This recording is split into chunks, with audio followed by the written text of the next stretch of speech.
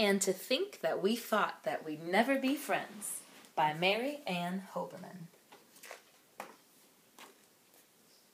One day we were playing outside in our yard when my brother got mad and he pushed me so hard that I pushed him right back with all of my might, and quick as a wink we were having a fight.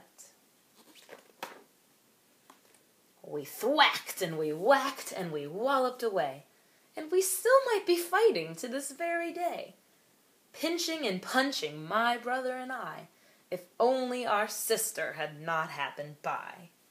She was sipping some soda pop out of a cup, and she said she would share if we would just make up. And since we were thirsty and tired and sore, we each took a drink, and we ended our war. It's funny how quickly an argument ends, and to think that we thought that we'd never be friends. That night after supper we turned on TV, but we couldn't agree on what show we should see. I wanted one and my sister another, and both of us hated the choice of our brother. And we probably all would be arguing yet if our dad hadn't come in and turned off the set. So we put on pajamas, curled up on his bed, and he read us a wonderful story instead. It's funny how quickly an argument ends, and to think that we thought that we'd never be friends. A day or two later, it wasn't much more, a great big new family moved in right next door. How many were in it we couldn't quite tell, but they each played an instrument, not very well. One played a tuba and one a bassoon. They practiced all morning and all afternoon. They practiced all evening and all through the night, and they kept us from sleeping, and that wasn't right. So we got out of bed with a hippity-hop, and we marched off together to beg them to stop. But when we arrived there, they asked us to play, and they did it so nicely that what could we say? I took my whistle, my sister a flute, my dad took a bugle, my mother a drum, and we all forgot totally why we had come. It's funny how quickly an argument ends, and to think that we thought that we'd never be friends. Then all of the sudden we heard a loud blare. A siren came wailing from out of thin air. A police car pulled over and jumped out the police, and they told us that we were disturbing the peace.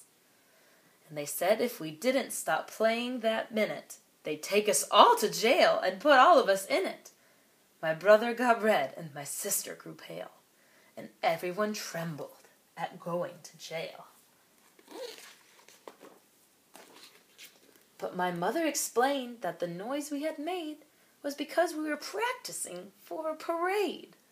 And she said that the siren had sounded so grand that she hoped they would ride at the head of our band. It's funny how quickly an argument ends. Now all of the police had turned into our friends. We marched down the street, and each person we passed loudly complained of our ear-splitting blast. They begged us to deaden our deafening din until we invited them all to join in. We offered them boxes and kettles and spoons, and once they were playing, they all changed their tunes.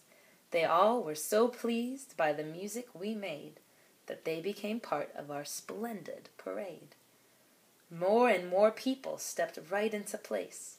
More and more people kept up with our pace, strutting and striding and stomping their feet, marching in time to the drum's steady beat. Friends who had squabbled and even stopped talking settled their differences once they were walking, smiled at each other and marched hand in hand, keeping the beat of our wonderful band. And then we could hardly believe what we saw. Dog and cat enemies marched paw in paw, And when our procession arrived at the zoo, lions and tigers joined in with us too. It's funny how quickly unfriendliness ends, and to think that we thought we could never be friends. Our music was magic, a magnet to all. As to a Pied Piper, they came on its call. As we kept marching and tooting and drumming, the people kept coming and coming and coming. Hundreds and thousands come running to find us. Thousands and millions fell right in behind us. What a cacophony, what a commotion. Then all of a sudden we got to the ocean. We came to the place where the whole country ends, with hundreds and thousands and millions of friends. Oh, what could we do now? We started to fret. We couldn't keep marching without getting wet. Then, just as we all began turning around, we heard a most odd and unusual sound. It wasn't a moan, and it wasn't a cry. It wasn't a groan, and it wasn't a sigh. It was more like a humming high on the scale. A whisper, a whistle, a whimper, a wail. A whale? No, a whale! Yes, 100 or more, and all of them swimming straight to the shore, singing their whole songs and grinning with glee. So we jumped on their backs and sailed straight out to sea. Sharks swam around us while baring their teeth. Ooh, stingrays kept rising far underneath. But somehow the songs and music we played convinced them to join in our ocean parade. For music is magic, it soothes and it mends, and to think that we thought that we'd never be friends. We crossed the wide ocean and washed up on land, where people kept hearing the sound of our band, and even the ones who first came to protest soon were parading along with the rest.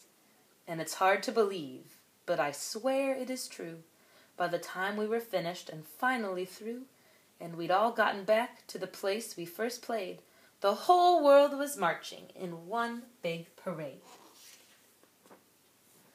And before we disbanded and each went our way, we voted to march every year on that day, to march side by side with the friends we had made and the friends we'd made up within one big parade.